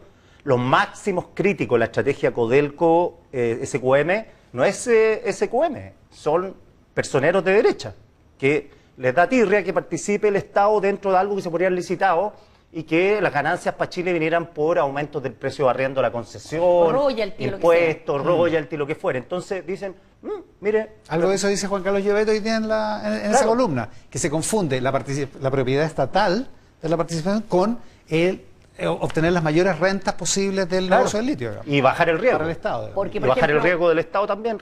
Porque también dicen que, por ejemplo, Codelco ya tiene credenciales como para negociar, hacer una buena negociación, pero Enami, que tiene la otro salar, no, por su manejo interno, por su situación financiera, no está en tan buena posición como atractivo para hacerse socio con privado. Y lo que dicen gente de oposición, dice ahora, bueno, ¿cómo Codelco, si apenas está sacando adelante el negocio del cobre, manchar el negocio del litio cuando no tienen idea? Entonces, ojo que, claro, recordemos que estas son políticas de Estado, pero también son políticas de gobierno y que van cambiando. Este acuerdo donde estaba viviendo SQM actualmente lo hizo el gobierno, lo hizo Ricardo Vitrán. Eduardo Vitrán. Claro, oye, que le aumentó el precio del arriendo. Hay un último problema en esto, que es que para los privados que participan de los salares, la explotación de litio no se podía concesionar y por lo tanto no hay concesiones de litio en ninguno de esos salares, pero sí hay concesiones en esos salares, en algunos de esos salares, para otras propiedades mineras, para otros metales. Entonces la pregunta es, si va la Mónica a donde tú tenés una concesión para extraer litio, porque tú no tienes para extraer litio, pero tienes para otros salares, o sea, para otros minerales, ¿te tiene que pagar? Conociendo a la Mónica, sí. Por estar en esa... O lo llamo a una cuestión no personal. No, saquémosle lo personal. ¿Te tendría que pagar? ¿Te tendría que indemnizar? ¿Cómo se pone la concesión de litio de la Mónica? ¿Cómo se superpone con la concesión tuya con otros minerales? Eso no está explicado. Y es un tema que va a haber que explicar en el futuro.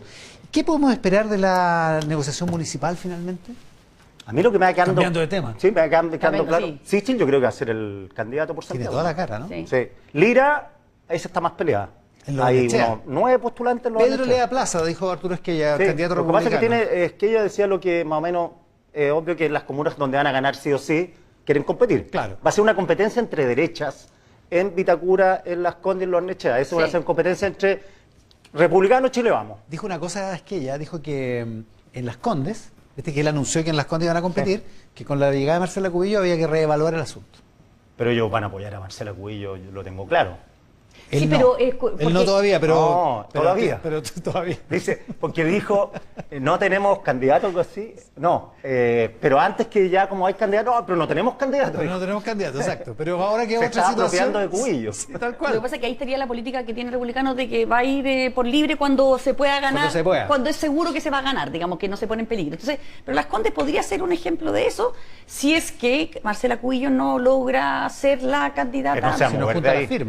De todo. Yo creo que Marcelo Cubillo no se va a mover de ahí, va a conseguir las firmas, en Las Condes le fue muy bien. Por lo menos lo que dice en privado, ¿no? Que, o sea, que no se va. Y lo otro que Daniela Peñalosa abrió, ¿te acuerdas? En una entrevista el domingo, hace tantos domingos atrás, que decía, bueno, si Evelyn Matei me ofrece algo, yo estoy dispuesto a un plan B. Sí, en una entrevista en el Mercurio. Sí. Pero eso se apagó instantáneamente al otro día, salieron de la U a decir que ella era la candidata y que no había plan B. Sí, yo le pregunté a Daniela Peñalosa, en Tele 13 Radio, le preguntamos sobre eso y ella dijo que bueno que me lo pregunto porque quiero aclarar que no estoy bajando, que sigo siendo la candidata y que otra cosa es que... Ya, pero lo dijo 2 veces en esa entrevista. Sí, pues eso fue muy raro. Sí. Entonces, Cubillo, que Peñalosa se va a mover de algún lugar, le van a ofrecer otro cargo, no sé. Maipú, como que todos andan arrancando Maipú, por Bodanovich. Matei toma la decisión de no ir, estuvo bien conflictuada durante un rato, pero yo creo que ya en el último tiempo ya le habían convencido que no era buena idea ir por postular. También está ese fantasma de Bodanovich que instaló, no Longueira, que viene instalado, pero Longueira lo reforzó, que si Bodanovich gana 70-30 y Matei gana 60-40, ¿quién queda mejor aspectado? Claro, son cuestiones que son colaterales que uno no conoce. Si Bodanovich se manda a la gran Joaquín Lavín del 96, que era esa votación sorprendente, ¿te acordás? Sí, eso es la parte como más fría en términos de números y de posiciones políticas, pero yo también encuentro que, lo encuentro honesto lo que dice hoy día el reportaje de La Tercera, que en el fondo adelanta que la Evelyn Matei no va a ir, ¿no? Porque es como tomarle el pelo un poco a los votantes, ¿o no? Esto hacer la campaña, que te elijan y después te vas. O sea, lo que te respondían los que estaban... Mucho presentable a esta altura el partido, fíjate. Los que estaban a favor de que ella se presentara te respondían, mire, usted va a ir a votar por Evelyn Matei sabiendo que lo más probable es que se vaya de presidenta. Que ella se vaya a la presidencia. Entonces no le está mintiendo. No le está mintiendo. Claro, porque, ojo, Bodanovich puede enfrentarse al mismo idioma. Si usted va a ser candidato presidencial, tiene la edad. Pero si somos nosotros los que estamos diciendo eso, pero Tomás Bodanovich no lo ha dicho nunca. No, de hecho, ha dicho todo lo contrario. Es distinto en el caso de Evelyn Matei, que es claramente más candidata presidencial. Bueno, y que sale Impulso Ciudadano, ¿ya vieron cuánto? 24 por puntos. arriba. Sí, no es distinto, pero es igual. Al final, si gana Bodanovich, le va muy bien, va a estar en la pole position de los candidatos presidenciales, teniendo en cuenta más que el Frente Amplio. Ahora, ¿no le pasó a Daniel Jadwe eso mismo? Que se presentó. Que fue a la reelección. No me acuerdo cuándo fue. Yo creo que él tiene que haber ido a la reelección. ¿Conocí bien esa Yo conozco bien a pero sí. se me olvidó ahora, no sé por qué me dio amnesia. No. Pero yo creo que no es el único. Que a Jadwe le pasó, que a Joaquín Lavín le pasó. Claro, sí, varias veces ha pasado, pero yo considero que es feo ante el electorado que tú te juegues por una campaña municipal, que la gente vaya, vote, no sé qué, apueste y luego la persona se vaya porque tiene otro interés superior. Y ahora si es por superstición. O sea, mejor ser como transparente. Si es por superstición, no ha habido alcalde que haya ganado una elección. ¿No? No. No, pues, ¿verdad? Michelle Bachelet. De hecho, Michelle Bachelet fue una elección de alcalde y sacó de concejal. Sacó 1%. Sí. Ahora, ¿ustedes qué opinan con esto ya? Tiene 25% como veíamos hoy día en la encuesta. Evelyn Matei. Pero al no ir a competir... 24,9, claro. Al no ir a competir, ese 25% es el capital que va a tener que gastar de aquí a una elección que queda harto. Pero tiene cueca en la elección municipal. Queda un montón. Tiene cueca y visibilidad porque va a ser el rostro de muchos candidatos Evelyn Matei, otros van a ser Kass. Y también depende de cómo le vaya a Belolio, porque Belolio es su tapado, ¿no es cierto? Claro. Eso lo dijo, o sea, sale en el artículo. Jaime Belolio, nuestro columnista. Vamos a perder otro columnista. Esto es la puerta giratoria. La Tele13 Radio. Mesa central en la puerta giratoria. Entonces, yo también creo que ahí se le va a jugar mucho, porque si Belolio recibe una amplia votación, bueno, la puede capitalizar ella. Pero yo encuentro que igual 25, no sé si un colchón tan grande para aguantar hasta la... O sea, si uno piensa lo que decía Ramón Cavieres hace un rato, si uno piensa en Jadwe y la Joaquín Lavín, que estaban en esa misma posición un año antes de la elección, no es demasiado, capital. Claro, Jadwe era alcalde en ejercicio cuando participó en las primarias. Sí, pues. Y Joaquín Lavín también. Sí, pues. Y no pasó nada finalmente en las primarias. En todo caso... A mí sí que Bodanovich tiene 33 años. A ver, porque yo había leído que tenía 35. Yo había leído que tenía 35. Búscalo, googleémoslo de inmediato. Ya, y lo último, ¿cómo va a deshacer el gobierno lo que está pasando en Huachipato, que en buena parte sí que no es responsabilidad de ellos, pero donde no se ha encontrado una solución, digamos? Yo creo que es súper difícil porque, bueno, están en proceso de apelación, ¿no es cierto? Se supone que Huachipato va a tener que demostrar de una manera más fehaciente este dumping, esta diferencia de precios. En los números que a ellos les interesan. Claro, porque en el fondo lo que dijo la comisión es que no se logró acreditar con algo bien prístino en términos de número y todo, esta diferencia de precios. Pucha, ojalá que lo logren hacer de una manera bien contundente, porque yo creo que es como un zapato chino. O sea, para un gobierno de izquierda como este, cerrar una empresa, por muy privada que sea, pero cerrar esa empresa es tremendo por el problema social, laboral, de empleo que se va a producir ahí, sobre todo en Talcahuano, pero al mismo tiempo ayudar a una empresa privada, que recordemos esta es una empresa que fue pública y después fue privatizada durante la dictadura, porque supuestamente los privados lo hacían mejor que el Estado, es una contradicción también. O sea, ¿qué hubiera dicho el actual diputado Boric o Grau o todos que Piñera hubiera decidido salvar a la CAP?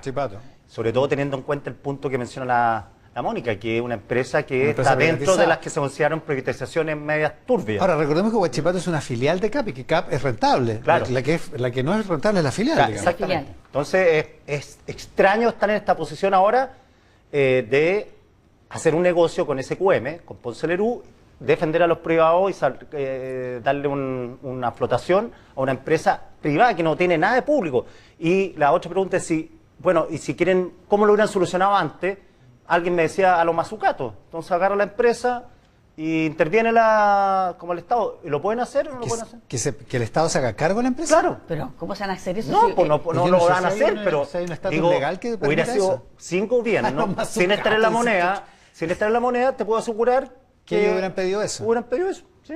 Oye, si tienen problemas... Ya, pues, pero de todas maneras es una empresa deficitaria, el gobierno no está como con que le sobre plata, ¿me entendí? O sea, si no digo que lo vayan a hacer. Ya digo, tiene suficiente con Enami. O sea, me imagino. Estoy diciendo para tener cómo... empresas deficitarias el Estado, no sé si... Claro, lo que estoy diciendo cómo es complicado para el Frente Amplio y el PC esta negociación, como tú mencionabas, porque es salvar a un privado. Salvar a un privado. Hay un problema más grande, ¿eh? El timing no fue suficientemente bueno para esto, pero el jueves en la mañana, esto es justo antes del feriado, una vez que pase el conejito de Pascua ya veremos qué pasa, pero el jueves en la mañana, el Ecmetal, que es el otro actor en este asunto, alegó también. Pero alegó dos cosas muy impactantes. Dijo primero que los votos de minoría, porque ese día, la noche anterior se había publicado el acta de la Comisión Antidistorsiones, que el voto de minoría había sido del Fiscal Nacional Económico y de los representantes del Banco Central. Y que todo el voto de mayoría era de los representantes que de alguna manera dependen del gobierno. Porque el Fiscal Nacional Económico y el Banco Central son autónomos. Y lo otro es que dijo que había un error manifiesto, porque no se había considerado con IVA el precio, precios que la compañía había informado como netos. Y que, por eso te digo que hay un problema técnico que se tiene que aclarar. Hay un tema que no se hizo bien en términos de... O sea, a ver... Entonces, lo primero es una sugerencia política. Lo segundo es un problema técnico que hay que aclarar. Hay que aclararlo. O sea, que, a ver, yo no creo que va a solucionar mucho el problema. Me da la impresión a mí que se están haciendo todos los esfuerzos posibles para que técnicamente esto cuadre. Pero para mí que les dieron lo máximo que podían darle. O sea, no creo que... Justo antes de la municipal, más encima. No, un desastre. No, sí, es tremendo. Políticamente es radioactivo. Digamos. Oye, nació el 15 de octubre de 1990, Bodanovich. Es decir, el 15 de octubre del 2025, en plena campaña, va a tener 35. Tengo mis dudas si la inscripción del candidato es... ¿Cuánto tiempo antes? ¿Cuánto tiempo antes? Sí. Si tiene que estar inscrito para el día de la elección. Esa es la típica discusión que hemos tenido. Oye, qué chico es. O si tiene que tener los 35 el 11 de marzo del 26. Claro, pero... Y ya lo va a tener, ¿no? 15 de octubre del año 90, va a tener 35 años el 15 de octubre del 2025, en plena campaña. Oye, ¿podemos adelantar noticias? Rápidamente, porque un minuto exactamente. Mañana a las 8:30 de la mañana se da el IMASEC. Sí, pues. No sé si leyeron los diarios, pero los diarios están vueltos locos, porque parece que viene un IMASEC espectacular, impresionante. Bueno, no me acuerdo si en dónde lo vi, entre un 2 y un 5. Un 5. Bueno, si eso pasa, yo te digo que es capaz que se le olvida a la gente Narbona, todas esas cosas, porque, o sea, desde luego que yo creo que el ministro de Hacienda va a estar destapando botella de champán. Porque el ministro de Hacienda ya calculó que no creciendo nada de ahora en adelante, incluyendo el IMASEC de mañana, ya el país va a crecer un 2% en 2024. Si hay plata, está dando vuelta el tema del retiro de nuevo, el séptimo retiro. Ya lo presentaron ya. Pero mira, piensa tú que sería peor todavía, porque piensa que si ya es verdad que salen mañana esas cifras espectaculares que decía la prensa en el fin de semana, se crece un 5, va a haber más presión inflacionaria. ¿Cómo va ahora, además, otro retiro para subir más la inflación si la inflación todavía no está 100% controlada? Vamos a ver qué pasa.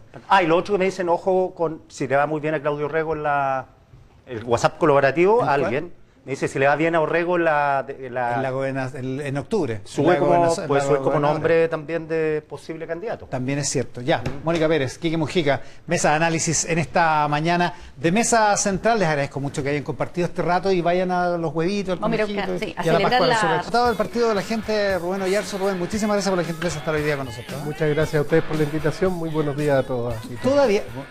Todavía sigue pensando en la presidencia de la República, ¿no? Como precandidato presidencial, sí, claramente. Sí, obvio. Sí. Precandidato. Sí. En todo caso estamos enfocados en otra cosa hoy día. No, yo sé, y estoy preguntando una cosa que va a ser mucho tiempo más, pero es que me llamó la atención.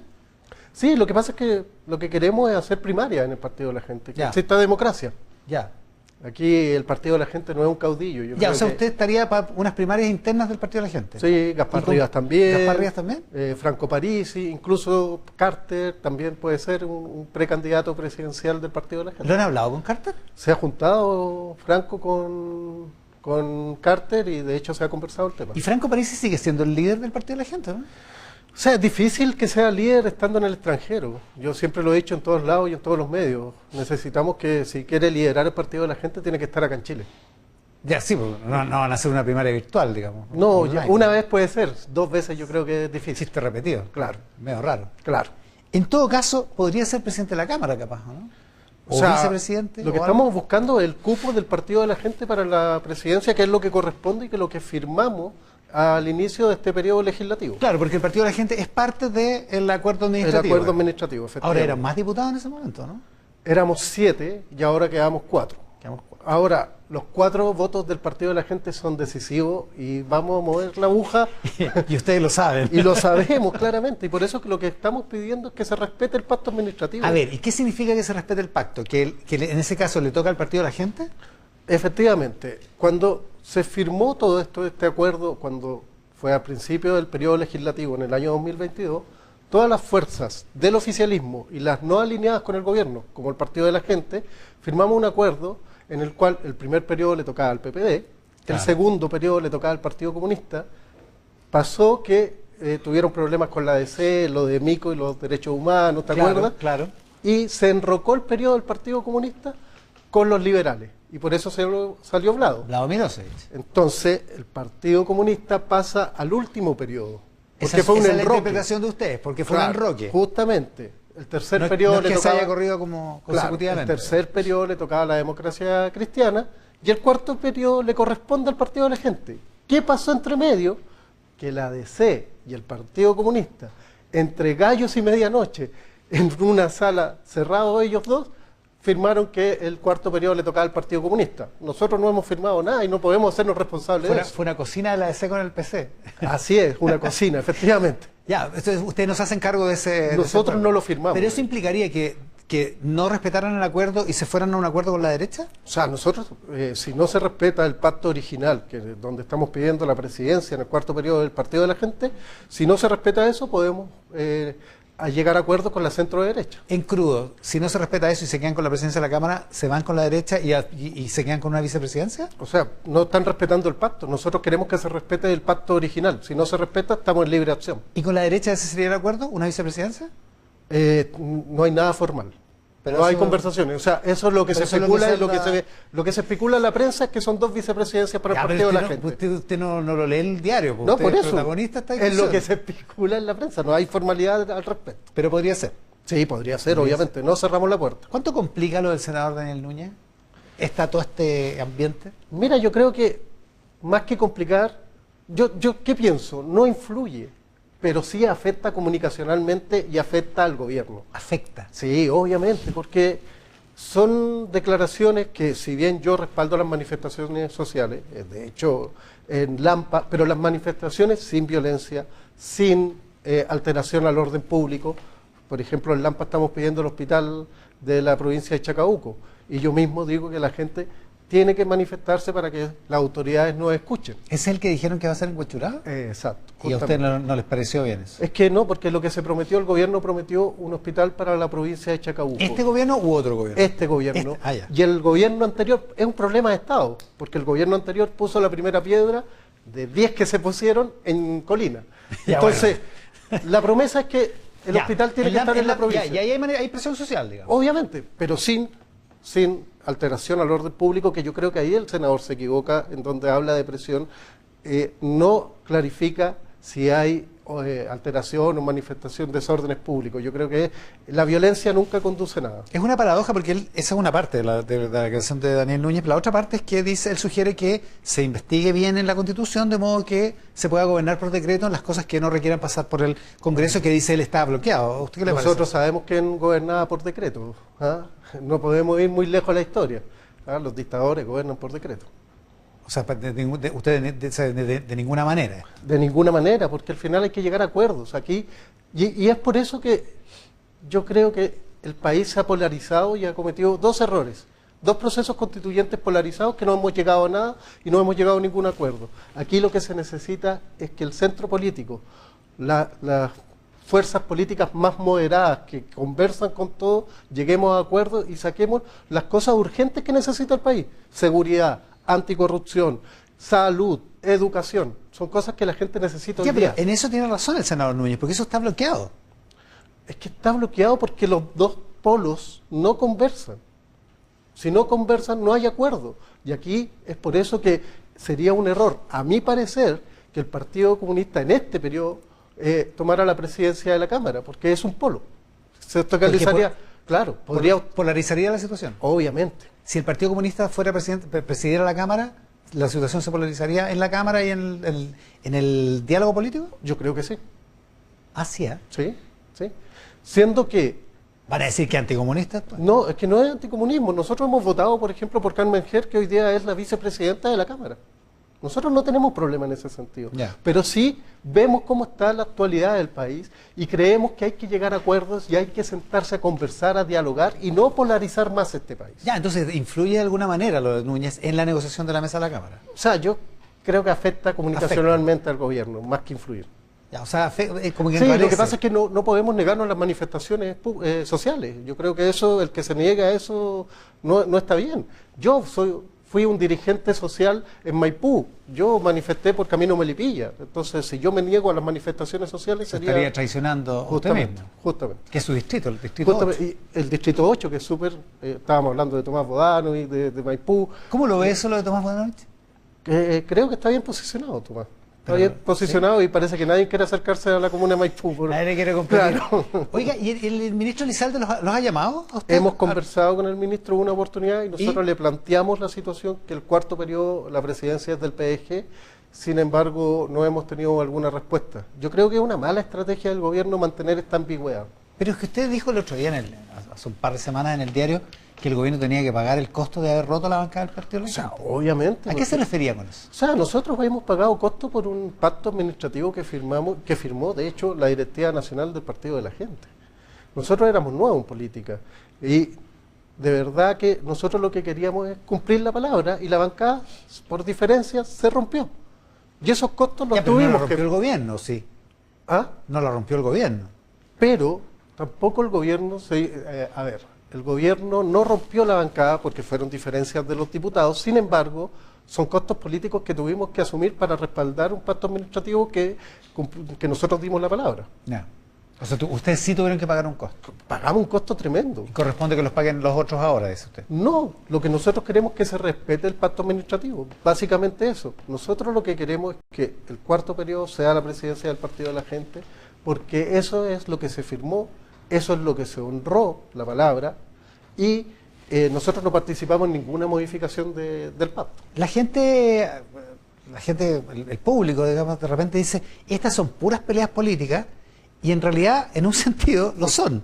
Por cierto, lo que pasa es que la presidencia de la Cámara y la presidencia de las comisiones igual influye mucho en cómo es el trato de los proyectos al interior de las comisiones y de las salas. Es súper importante. Nosotros, como proyecto sociopolítico, lo que queremos es darle prioridad a la seguridad, darle prioridad a la anticorrupción, darle prioridad a la salud y a la educación. Y para eso necesitamos que el que presida la Cámara, independiente quién va a ser, dé prioridad a esos proyectos de ley. Y vemos que, lamentablemente, muchas veces el Partido Comunista se niega a votar en temas de seguridad.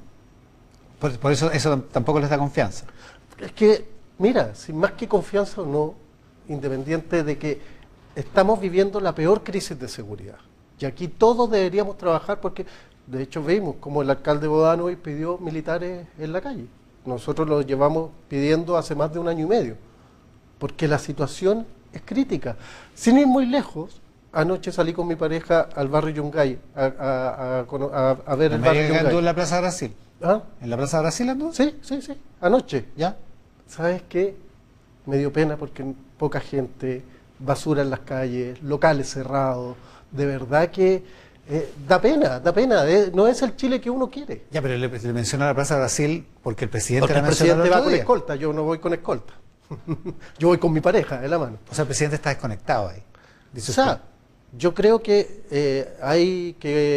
sí, yo creo que está desconectado el presidente porque las prioridades del país son las necesidades urgentes de seguridad.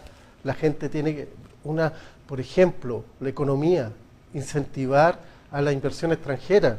Qué buena noticia lo del IMACE, pero veamos si esto se mantiene en el tiempo. Porque de verdad que necesitamos reactivación económica, no podemos celebrar un 0,2% de crecimiento. Es el peor de Latinoamérica. Sí, es malo, pero el ministro Marcel lo defendió el otro día diciendo que era el costo por bajar la inflación que, entre otras cosas, llegó a tal por los IFE de la última parte del gobierno de Sebastián Piñera y por los retiros de fondos. Claro que estábamos en pandemia, efectivamente, y la gente lo necesitaba. Hoy día... ¿Usted no estaría ahora por retiro de fondos? Yo creo que hoy día ya no es el tiempo de los retiros, hay que ser responsables por la economía, lo mismo que estamos hablando. Lo que sí creo es que hay que aumentar el monto del autopréstamo que está en la reforma. Claro, porque eso de le gusta, el autopréstamo, eso. Pero con condiciones de pago. Obvio, con devolución, que no sea un retiro. Ya. Eso es más responsable para la economía y para la inflación. Aumentarlo de lo que está en el proyecto que ustedes votaron a favor en la Cámara. Lo que pasa es que en el proyecto el monto es 1.200.000 pesos algo aproximado. Así, ¿no? Sí. Nosotros creemos que el monto debería ser más ajustado a la realidad que está viviendo el país. 2 millones, 2 millones y medio, creo que puede ser un monto mucho más razonable. De un autopréstamo. Que se un paga autopréstamo después, que la gente lo tiene que devolver con una sobrecotización. Con una sobrecotización, exacto. Ya. Y no es un retiro, y aquí hay que hablarle bien a la gente que eso no corresponde que sea un retiro. ¿Y por qué no un retiro? Porque si no vamos a sufrir las mismas consecuencias de la inflación que estamos tratando de evitar. Ya, o sea, un retiro no es el momento. No es el momento y no que están los votos tampoco en la Cámara. Hay que ser sinceros. Ya, y podríamos decir entonces que muchos diputados que votaron a favor de otro retiro aprendieron la lección. Sí, efectivamente. O sea, mira, yo el año pasado estaba a favor de los retiros porque veníamos saliendo de la pandemia, la situación del país, el costo era mucho más alto, la inflación era altísima, estábamos en dos dígitos de inflación. Entonces, en ese sentido, creíamos que sí necesitaban ayuda a las personas. Ahora es como ponerle calor a una persona con fiebre, digamos. Claro. Ya. Y por eso nosotros lo que propusimos fue un retiro acotado, con 10 urgencias, que la gente acreditara esas 10 urgencias y lo pueda sacar. No, un mecanismo que hiciera más acotado todo. Que incluso fue el mismo que presentó el gobierno al primer periodo.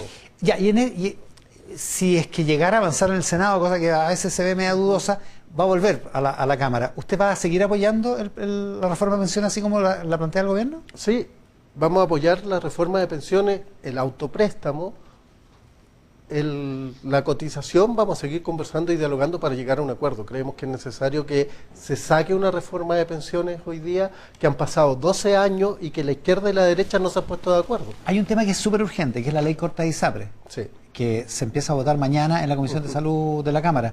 ¿Qué va a hacer el Partido de la Gente? Nosotros vamos a votar a favor de esa ley, porque creemos que... Así como llegó a la Cámara. Claro, acuérdate que la mutualidad fue rechazada. Sí, pero hay que sacarla del proyecto. Y hay que poner indicaciones para que el costo no se traspase a los usuarios. ¿Le parece bien el monto tope que puso el gobierno de 10% en el alza de los planes? En la indicación... Yo creo que hay que evaluarlo y trabajarlo. Creo que es alto todavía. ¿Es alto todavía? Sí. El problema es que se pueden ir de espalda algunas ISAPRE. Sí, el problema es que ¿sabes lo que pasa? Que el problema también es que las ISAPRE no pensaron en eso cuando cobraban más de lo que correspondía. Lo que dice la ISAPRE es que el superintendente de salud de la época los autorizaba, digamos. Claro. Ahora, pero dicho eso, ¿usted cree que las ISAPRE están amenazando, están blufeando, digamos, con que van a quebrar o que hay un riesgo real? No, yo creo que hay un riesgo real. Ya. Y ahí hay que actuar rápido y el gobierno tiene que actuar con esta reforma corta de salud. Yo creo que es importante que la trabajemos y la evaluemos. Lo que sí, yo creo que no es necesario que los usuarios paguen el costo de eso. ¿Y quién lo tendría que pagar entonces? Tenemos que buscar el mecanismo. Nosotros, por ejemplo, planteamos con varios diputados de centro un proyecto de ley en el cual los usuarios sean accionistas o reciban algún bono o beneficios de la ISAPRE para que parece que está agarrando vuelo esa idea. Es que es una buena idea. Técnicamente parece que es difícil, pero parece que pero puede ser una de las soluciones. Yo creo que hay que buscar las alternativas para que no paguen los usuarios el costo. Ahora, si usted me ofrece acciones de una empresa que va a quebrar, yo la verdad es que no se las compro. Bueno, pero puede salvarse esa empresa, es el riesgo del negocio. Ya, o sea, eso podría ser una posibilidad. Es una opción, obviamente. Ya, que esa sea la compensación. Claro, nosotros lo planteamos como un proyecto de ley y el gobierno está abierto a... Lo podría meter como indicación. Justamente. Ahora, esto no tiene mucho tiempo, digamos. O sea, no, porque se empieza a trabajar el lunes ya, o sea, mañana en la Comisión de Salud. Y claro, esto va a ser rápido. Y tiene que salir de la sala luego, a la semana siguiente. Digamos, siguiente. Igual es bueno que el gobierno haya bajado a un 10%, pero yo creo que igual todavía está alto. Tenemos que trabajar a bajar un poco más, creo yo, pero está bien, o sea, es el camino correcto. Y el pacto fiscal, hay una de las leyes que ya pasó por la Cámara, pero ¿apoya también la idea del gobierno? O sea, incluyendo el alza hay que ver en totalidad lo que el proyecto de ley del pacto fiscal. Hay que ver cómo afecta a las pymes, cómo afecta a los emprendedores, a los profesionales nuevos y de verdad Yo creo que es de sentido común lo que se planteó de subirse la renta imponible de 3 millones a 4 millones y medio. Yo creo para que de ahí empiece a pagar impuestos. Claro, yo creo que eso está bien, pero hay que ver en totalidad el proyecto. Nosotros creemos que esto, más que subir impuestos, tenemos que abordar la elusión y evasión fiscal, que es tremenda y que sabemos que lo hacen las grandes empresas. Ya, ese sería el primer punto. Y la reducción de las pymes, que se cayó en el otro proyecto, el que fue cuando se rechazó la idea legislar, ¿se acuerdan? Claro, el año pasado. Pues, se rechazó por eso, porque y ahí es donde el gobierno no nos escucha, y ese es el problema. Nosotros le advertimos al gobierno en el pacto fiscal que se le quitaba la urgencia. Hacíamos una mesa de trabajo 2, 3 días, podíamos sacar el pacto fiscal. Y la perdieron. Y la perdieron. El gobierno no los escucha lo suficiente. El gobierno falta más poner oído, efectivamente. Vamos a ver qué pasa ahora con la mesa de la Cámara, a ver si los escuchan. Ojalá que nos escuchen. Mire, en el Senado la UDI advirtió muchas veces al gobierno y no escucharon. Nosotros estamos haciendo lo mismo, le estamos advirtiendo, llevamos 2, 3 semanas y esperemos que el gobierno escuche porque de verdad... Pero hasta ahora no se oye, padre, ya que estamos en época religiosa. Por eso, o sea, es que ellos deben ver que si quieren mantener el pacto original o si se pierde. El diputado Rubén Oyarzo esta mañana, acá, este mediodía en Mesa Central. Diputado, muchísimas gracias por venir hasta acá. Muchas gracias, Iván, por la invitación. Un saludo a toda la gente que nos está viendo. Un saludo a Tiltil, que cumple 115 años, la provincia de Chacabuco. Sí. Hoy. 115 años. Pero así que un gran saludo. Qué buen recuerdo. ¿Tiltil también es su distrito? Sí, distrito, obvio. Era que no. Ya, que le vaya bien. Muchas gracias. El diputado Rubén Oyarzo, hoy acá en Mesa Central, y con él terminamos la edición.